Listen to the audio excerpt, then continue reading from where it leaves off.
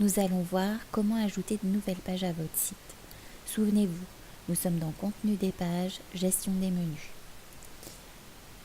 Les deux premières icônes vont vous permettre de créer des pages.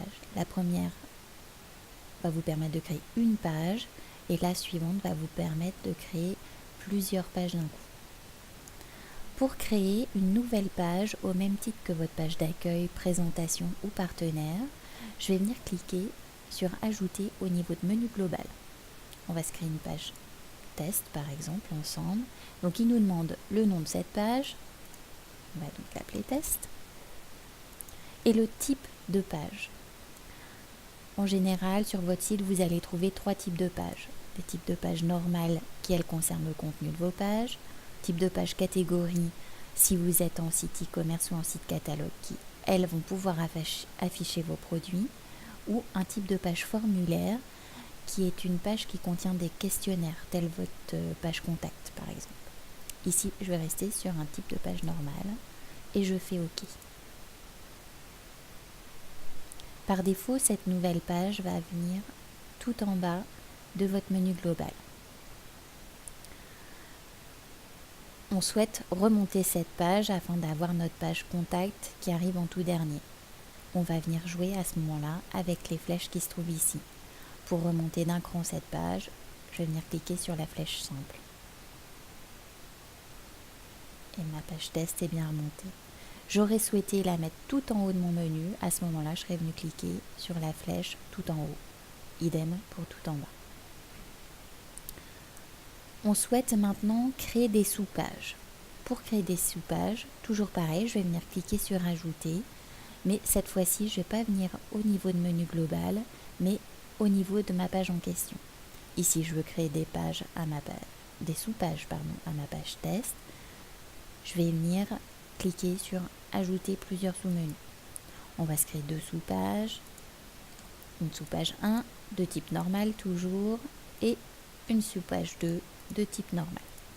Vous allez ainsi pouvoir en créer jusqu'à 10 d'un coup si vous le souhaitez. Et je descends jusqu'en bas, je fais OK. On a bien notre page test et ses 2 sous-pages. Ici, on visualise un bouton tri. Si je clique dessus, je vais ordonner mes pages par ordre alphabétique. Ça peut vous être utile si vous avez un site catalogue par exemple. Je poursuis au niveau de mes icônes. Ensuite, on arrive sur une icône éditée qui, elle, va nous permettre de modifier le nom de notre page ou le type de notre page. Je m'aperçois sur ma sous-page 1, j'aurais peut-être pu mettre un S majuscule. À ce moment-là, je clique sur mes petits outils et je viens modifier le nom de ma page et je fais OK.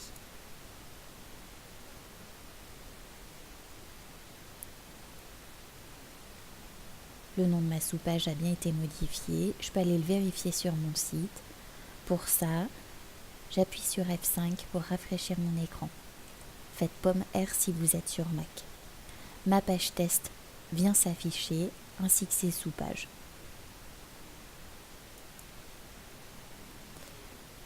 Ensuite, on arrive sur une roue comptée bleue qui concerne le référencement naturel de votre site. Tout ce qui concerne le référencement de votre site, adressez-vous à la personne en charge de votre suivi. Je vais maintenant passer directement au bout de ma ligne. On a des boutons actifs-inactifs. Cette page test, nous sommes en train de la construire. Elle n'est pas du tout finalisée.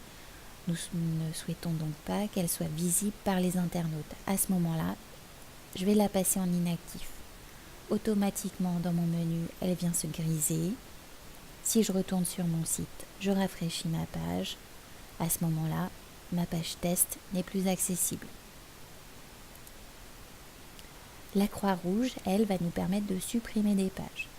Si je clique dessus, ici il me demande si je veux effacer les menus, les sous-menus, donc les pages et les sous-pages. Je lui dis oui.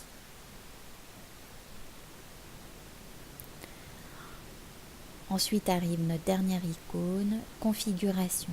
Elle va nous permettre d'accéder au contenu de notre page. Si je clique dessus par exemple au niveau de notre page d'accueil, on retrouve bien le contenu qui apparaît sur notre page d'accueil.